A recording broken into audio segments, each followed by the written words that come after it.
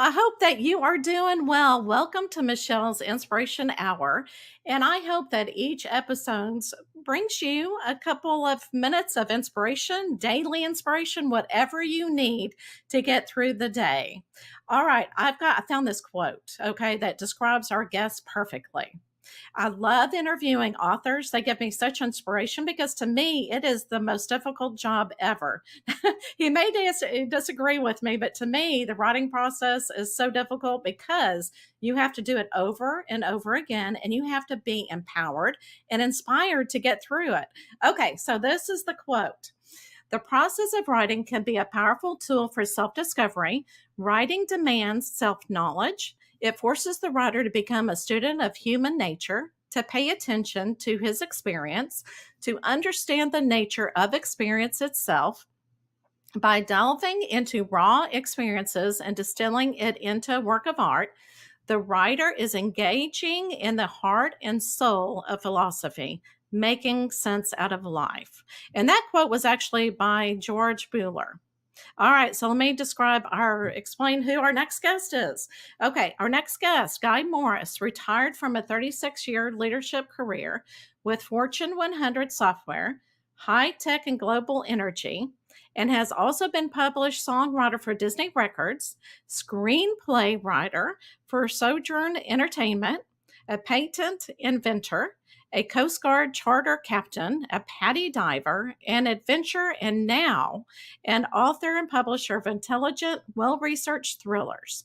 Since his 2021 debut as an indie author, Guy has released three pulse pounding thrillers inspired by true stories, actual technologies, true global politics, and history. See, he has done so much, a lot on his resume. Let me bring him on. Hello, hello. Good morning, and thank you, Michelle. What a wonderful introduction. I'm so honored. Thank you very Oh, much. absolutely. You know what? And whenever I was looking at your bio and putting together the video, I was going, oh my goodness, you just wear me out and thinking of everything that you have accomplished in your life. But you know what? I think it also makes you a better author that way. Don't you think, with all your experiences in your life? Well, I never thought of it until I became an author, but certainly do pull from a lot of different types of experiences when I create my characters and my plots. And so, yeah, I would agree with that. And I thought your quote up front about understanding human nature and our understanding our own experiences and being introspective was totally spot on. It really can be.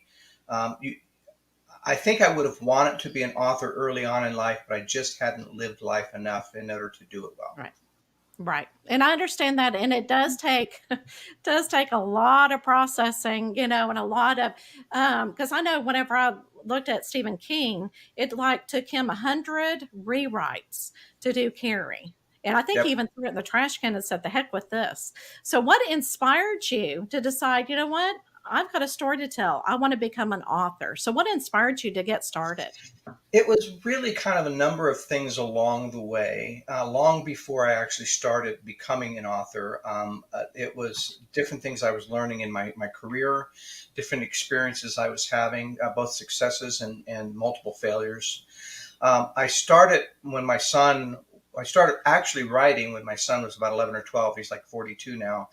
And so it's been 30 years, but he was a voracious reader. We'd go to the library and he'd get two or three books, and then by Wednesday he'd be bored. He would have finished them. So I was a single parent, so I had lots of time at home. I don't watch much TV because I believe in studying and improving myself and doing something creative. But I did have access to a lot of computers. So I wrote him a short story called Paolo and the Shark. And he loved it. His cousins loved it. Everybody in the family loved it. I never had any intent to get it published because I had a real career. And not that writing isn't a real career, but I was making enough money. I didn't really feel like I needed to augment it. And when I started writing this follow up to that story, I started doing research. I found that the books that I really loved are books that are based on something true, either true technology, true science, true history, true, it's something that the book can hook on give itself plausibility and credibility. And so I started researching, and the research for that first book, which was The Curse of Cortez, took well over a decade, probably close to 12, Wow. 13 years, because I kept more research I would do, the more questions I would ask, and the more questions I would ask, the more research I would do, and it just became this snowball effect until I had this broad vision of this event that spanned thousands of years, and then it took me a few years to figure out, okay, now how am I going to put this in a single story that's not like 15,000 pages long. Right. Um, and that became an effort to try and learn how to do. And so it was a process. But by the time, even while I was in my career, I had finished that book and gone and hired a really top-notch professional editor from Simon Schuster, now working at Amazon. I basically asked her, I said, I want you to, I paid her a good amount of money, and I asked her, I want you to rip this up. This is my master class. I've never really written a novel before.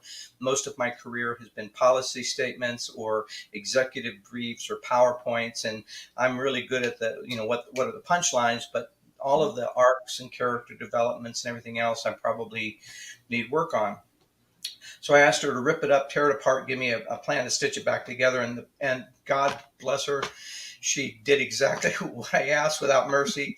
She gave me 44 typewritten pages of things I needed to learn and work on, as well as Wow. mark every single page of the manuscript. And my first response when I got back, her feedback was, "Oh God, I suck." Once I licked my wounds for about a week or Yeah. so, I figured, oh well, and this is exactly what I asked her to do. I might as Hmm. well get started because it's not going to fix itself. And that book became The Curse of Cortez. It was Book Trip's Hmm. favorite 25 books of 2021. They called Wow. it Indiana Jones meets Da Vinci Code. Readers' favorite said the book was perfection. Lots of rave reviews, and I think that experience transitioned me from just being sort of a casual, I'll do it for my son something, Hmm. to being serious about it and wanting to do it in the profession. So when I retired, I already knew that this was what I wanted to do, because at that point I had already, there was a number of other experiences that went into the other books that I wanted to write about. And I knew that this was something that it keeps me very intellectually Hmm. involved and engaged with research and trying to learn and grow and perfect the craft, but also has the rewards of creativity in terms of Hmm. being able to explore that side of your brain. So I'm even though I'm retired, I get up every morning. I have a piece of toast and half a banana, and I boot up my computer, and that computer doesn't go off until 1 or 2 o'clock in the morning. So I like to stay busy, and this is something that not only keeps me busy, but keeps me very intellectually engaged and is creatively rewarding. Oh, and absolutely, and I Absolutely. did read. Now, am I right in saying that I read somewhere when you were doing research for a particular book that the FBI kind of made a visit? That's exactly true. And that was actually the inspiration for my book, the series Swarm, and the one you're reading now, The Last Ark. So Mhm. the story goes, I because I was doing, I was in my career, I had a reputation for being a thought leader and an innovator of leading edge technologies and finding a way of using those technologies to improve the organization. And Mhm. one of those technologies was one of the earlier form of artificial intelligence called expert systems. And so I was Mhm. constantly doing research into the technologies and different sciences. And because I'm just curious about science and art and religion and politics and history. And I stumbled onto an article, and it was an Associated Press article. So it was a validated article. And it was in a qualified pseudoscience magazine. I can't remember which one it was, Omni or Scientific America, one of the two. And all it said was a program had escaped the Lawrence Livermore laboratories at Sandia. And if I knew anything, I should contact this professor or that FBI agent. Now, I did know that that particular lab was an NSA spy lab. They created the Stuxnet virus that Mhm. destroyed the Iranian centrifuges in the late 90s. And so I'm reading this article, and in my head, I'm thinking a spy program has escaped the NSA, and they don't know how to find it. And I thought, how cool is that? And I thought, Right. well, it's either somebody at Associated Press just got fired because he goofed and he should have said the program was stolen or lost or corrupted or something, or somebody at the lab just got his hand slapped for talking to a reporter at the Associated Press. Right. Either way, I thought this is an amazing story, and I said, well, and so my intellectual curiosity got triggered, Mhm. and I actually spent almost a year actually trying to figure out exactly how could a spy program escape the NSA, which implies intent, implies Mhm. some form of intelligence, implied the ability for it to move itself, and the ability for it to go back and erase the log trail so that the NSA didn't know where it had moved itself. And I thought that's pretty cool technology. That's like having a stealth Mhm. capability. And I thought, well, what did the NSA want this program to do that it needed that really incredible capability? And so I spent several more months trying to go through my data center and come up with existing technologies that I could push out just a couple of years to say, well, if this technology were to continue to evolve to its next generation or two, which is where the government is often ahead of the commercial sector in many cases. What did they design this technology to do that it needed that really cool functionality? Well, at the time, my best friend was a film producer. Sojourn, he ran Sojourn Entertainment, and he was always looking for story ideas. And so I went to him. I said, "I've got this incredible espionage story idea," and we decided to produce it at the time because for costs and other reasons to test it with as a webisode. It was an incredibly popular webisode. We crashed the server a few times. We got 24 plus awards around the world. I had Wow. fans from China to Israel to Europe. The director of flight operations at the Houston Space Center for NASA was one of my biggest fans, and I knew he was from Mhm. NASA because his alias was Orbit at nasa.gov. And so we got optioned by one of the studios. 2 weeks before the studio option was due, two FBI agents knocked on my door.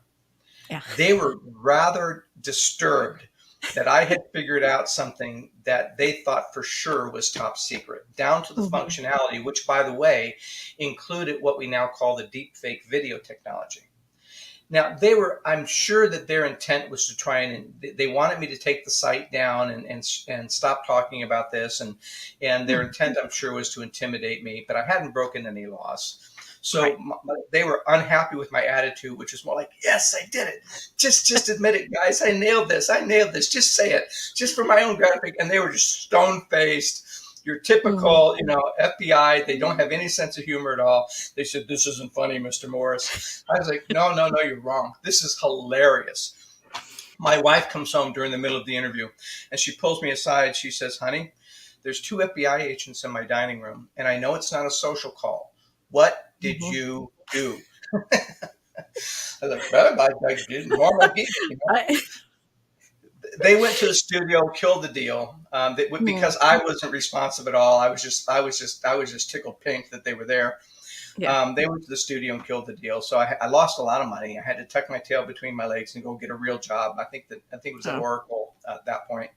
But I never could get the idea that the government was always 3 to 5 years ahead of where the commercial sector was in terms of some of these technologies, and how they were using the technologies were radically different than some of the commercial sector purposes, because they were Mhm. trying to, rather than build cybersecurities, and they do in some cases, but they were actually trying to find ways to get around them.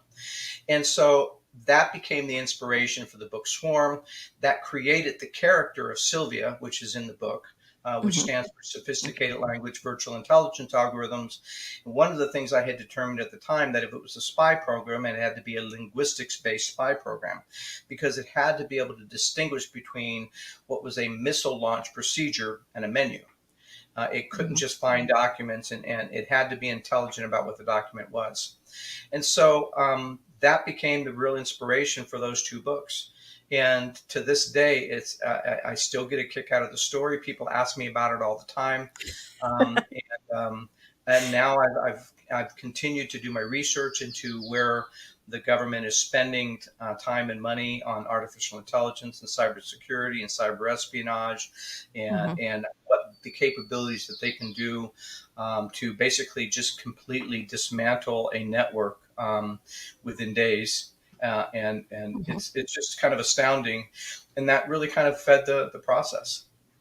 And so who says that writing is boring? It hasn't been for me. It hasn't been for me. So what I'm doing is I'm showing your three books, Hmm. The Force of Cortez, The Swarm, and The Last Ark. And I am reading The Last Ark, and I've gotten halfway through.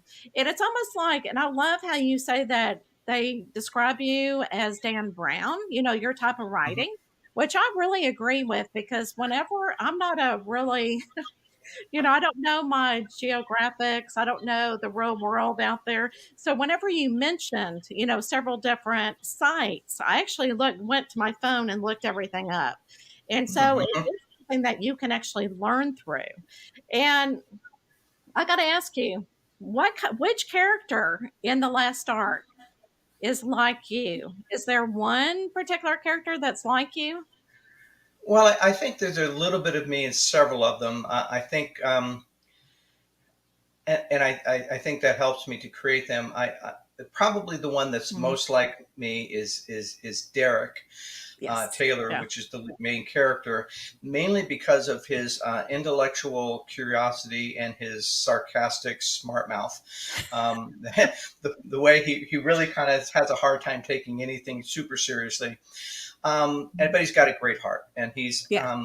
Yeah. what you learn about Derek both in both books is that Derek is actually not his real name. He's actually living under the Mhm. name of a best friend who died in an explosion that was meant for him because he had hacked a Bilderberg Illuminati server.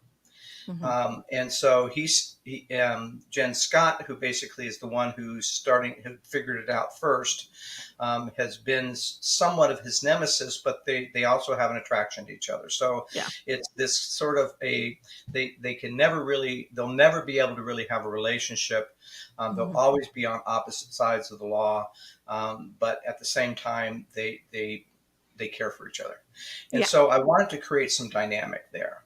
Mm. Now, Nelson Garrett, who's the AI specialist, the scientist, I think I put some of my intellectual capabilities into him, although he's way far. He's actually more based on a real AI pioneer named Hinton, Dr. Hinton, who's also British, Mhm. and then Chester, who's the Jersey Shore sort of autistic. Mhm. I think I put some of my kind of attitude and quirks into Jester. So, but Bradley Derrick's the closest, and Yeah. but you're always trying to pull from other life experiences. I know that in Mhm. the book Swarm, there was a whole number of characters that were based out of Hyderabad, India. Those characters were largely based off of people that I worked with at Microsoft in Hyderabad. Hmm. And so there's always a kind of an inflow in the book The Curse of Cortez. One of the villains named Shea Gulan, it's his real name. The real Shea Gulan was an Israeli fugitive wanted by Interpol, wanted by the FBI, doing dirty work for the Zeta cartel. When he broke into my condo, and then when I confronted him, he threatened to kill me if I messed with him. So I was a street kid in LA. So I messed with him Mhm. in Cancun, and then I put him in the book so I can mess with him again and get my twofer in life. Uh, Revenge. hey, that's what you get when you mess with an author. Yeah. So yeah, there's always there's characters. There's not only true history and science and factual foundations to the books, but I try to include really creative, colorful characters that are based Mhm. on real people that I've met in my journeys around the world. Well, and and I really liked each character too. That's what I was going to say. You do really good job with character development because Thank they you. do behave differently and you like them. You're actually, going, yeah, stick it to the man, that type of thing. And Yeah. so, whenever you said you're like Derek, I thought that's exactly who I thought that you would say because he also talks about his childhood that he left, and I thought, oh, I bet that's after the author. I bet Guy is more like him than any other character.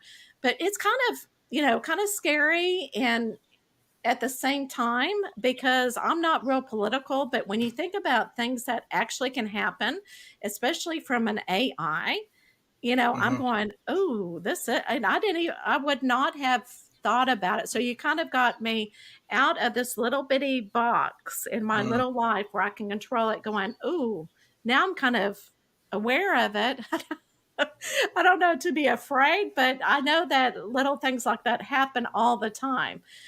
But what I do want to ask you is, and I found this fascinating, is, and hopefully I pronounce this right, but the first, Slevia, is that right? Is that how you Sylvia? SL? Mhm. Yes. And It's either Sylvia or Sylvia. Yeah. oh, okay. Okay. And then this AI that we're talking Mhm. about created Witness. Is that correct? Well, Witness is essentially a quantum AI.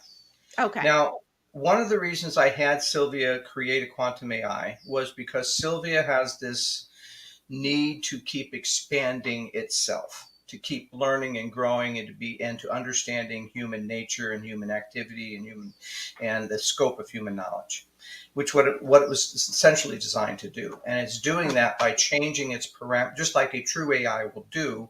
Mhm. One of the things that most people weren't aware of until recently with Chat GPT and all the conversations that came out of that was that we've now taught AI basically how to recode itself and to create code from scratch. Now, one of the challenges in quantum computing is how to convert data into what we call qubits.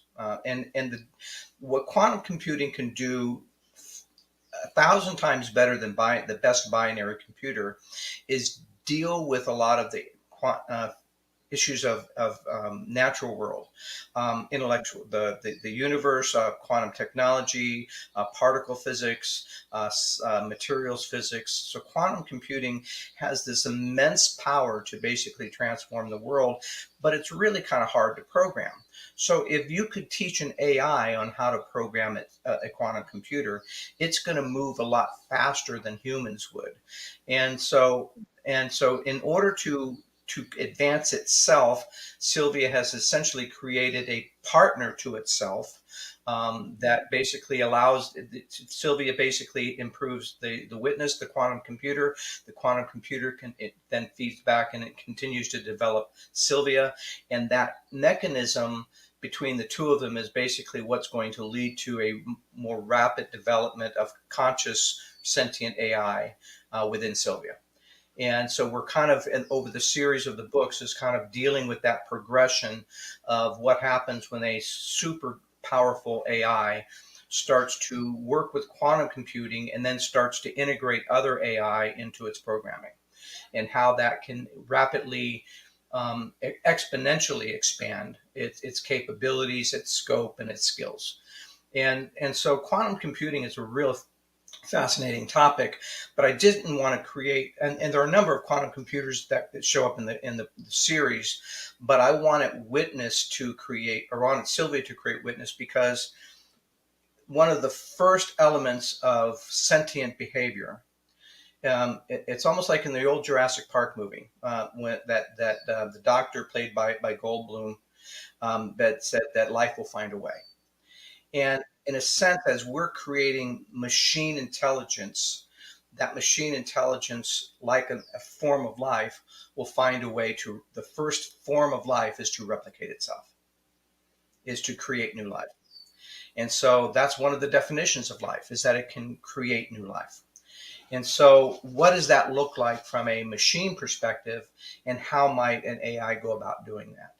And so it allowed me to really combine the power and the enticing elements of quantum computing into the really advanced linguistic and analytical capabilities of a typical AI or an advanced AI, and really accelerate that curve and watch that curve accelerate.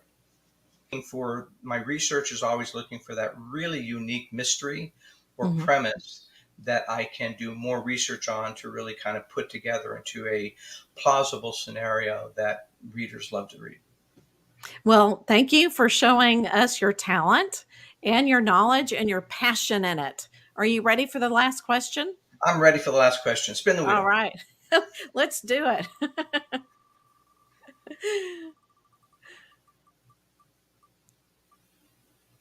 Now we get to know something a little bit personal. Oh my goodness. I find this world very interesting. because it always goes with the personality because you are so intellectual. This is perfect for you. So, what is your favorite number and why? Oh, well, that's a that I don't necessarily think of favorite numbers. I think if I had to answer that on some level, it would probably be a toss up between the number 7 and the number 12. The Okay. number 7 because it's commonly denoted as sort of the perfect number. The Mhm. people call it the lucky 7 or stuff like that. But many prophecies, many things. It's sort of an allegory in many cultures for a level of perfection. I think the number 12 because I think it's more of a human number of um, and it's odd that we have like a dozen eggs as opposed to 10 eggs. The 12 tribes of Israel, 12 months of the year. It's a Mhm. recurring theme that seems to float through a number of cultures and a number of mathematics and a number of ways that we see that number cropping up that seems to have some kind of relevance that we give to it in some ways because of our astronomy and our cultures and everything else, but it seems that there's a baseline, some kind of relevance to it that I'm not sure we fully understand, but it's Right. fascinating. Right. I love it. I love it. All based upon patterns, which is perfect for you. Okay, I'm going to remind everybody your books The Course of Cortez, Swarm, and one that I read, absolutely wonderful, The Last Ark. And you can get this on, I got mine at Amazon, and I'm sure you can get it anywhere, that they sell books. So, where can they reach you if they want to say, you know what, I want to ask him a question? Typically, there's a contact information on my website that'll come directly to me. That's the easiest Okay. way. Um, I don't do Twitter DMs and stuff like that because I get so much junk DMs. I don't pay attention Right. to them. But if somebody emails my website or contacts me through my website, I will always respond. Okay. All right, guys. Thank you so much. And everybody, thank you Thank for you, Michelle. listening. And I will see you soon.